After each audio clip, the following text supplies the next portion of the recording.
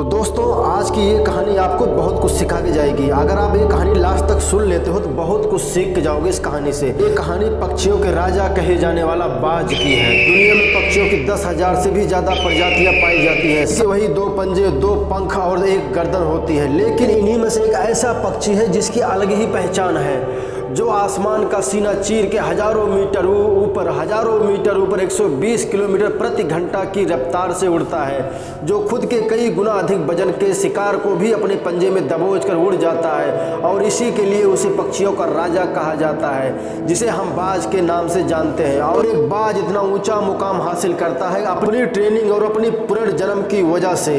अगर आप भी इस दुनिया में एक मुकाम हासिल करना चाहते हैं तो एक बाज को बाज बनने का पूरा सफर आपको जानना बहुत जरूरी है कि 25 से 30 की उम्र तक आने के बाद लोगों को रिस्क लेने से डर लगता है, लेकिन एक बाज के जीवन की शुरुआत ही रिस्क से होती है। जिस उम्र में बाकी पक्षियों के बच्चे सिर्फ चींची करना सीखते हैं, उस उम्र में मादा बाज अपने बच्चे को पंजे में दबोचकर हजारों मीटर ऊपर आसमान की ऊंचाइयों में उड़ जाती है, उसे ये बताने के लिए कि तेरा जन्म आसमान का सीना चीर के सबसे ऊपर उड़ने के लिए हुआ है। तेरा जन्म पक्षियों के बादशाह बनने के लिए हुआ है। जमीन के हजारों मीटर ऊपर ले जाकर मादा बाज अपने बच्चे को अपने पंजों से उसे छोड़ देती है, और यहीं से शुरू होती है की हाई रिस्क ट्रेनिंग। जो वो चूजा जमीन की तरफ तेजी से गिरने लगता है, थोड़ा नीचे आता है तो उसके पंख खुलने लगते हैं, नीचे आते आते वो अपने पंख फड़फड़ाने लगता है। लेकिन अभी तक वो उड़ना नहीं सीखा है। वो जमीन से कुछ ही ऊपर होता है, ऐसा लगता है कि कुछ ही सेकंड में उसका जीवन समाप्त हो जाएगा। लेकिन अचानक एक पंजा उसे अपने गिरफ्त में लेता है और वापस आसमान में उड़ जाता है, और वो पंजा होता है उसकी माँ का,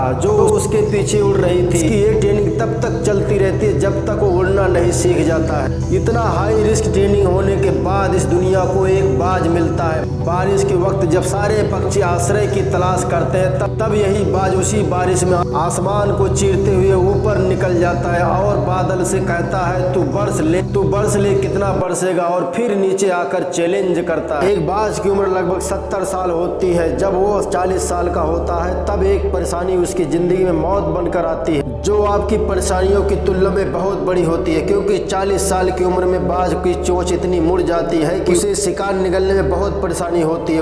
उसके पंख भारी हो जाते हैं, छाती से चिपकने लगते हैं, जिससे उड़ना बहुत मुश्किल हो जाता है। उसके पंजे लंबे और लचीले हो जाते हैं, जिससे वो शिकार को सही से पकड़ नहीं पाता। अब बाज के पास सिर्फ 3 रास्ते हैं। पहला, वो अपने शरीर को त्याग सकता है, और दूसरा, गिद्ध की तरह छोड़े हुए भोजन पर निर्भर हो जाए। तीसरा, सबसे कठिन और सबसे पीड़ादायक रास्ता, अपने आप को पुनः स्थापित कर फिर से आसमान का सीना चीर उड़ने का। और वो उसी तीसरे रास्ते को चुनता है और अपने आसपास के सबसे ऊंची चोटी पे पहुंच जाता है, वहां पर अपना घोंसला बनाता है, और फिर शुरू होता है परेशानियों को जड़ से उखाड़कर आसमान में उड़ने का सफर। वो अपनी चोंच को एक चट्टान पर मार मार के तोड़ देता है, लहूलुहान हो जाता है और इंतजार करता है नई चोंच आने का। उसके बाद अपनी नई चोंच से अपने पंजे को काट देता है, फिर इंतजार करता है नए पंजे आने का। उसके बाद वो अपने एक एक पंख को अपने शरीर से अलग कर देता है और फिर इंतजार कर नए पंख आने का। और इस प्रक्रिया में उसे समय लगता है पूरे 5 महीने का। इन 5 महीनों की कड़ी तपस्या से एक बाज का पुनर्जन्म होता है। वो फिर से तैयार हो जाता है आसमान का सीना चीर कर उड़ने के लिए।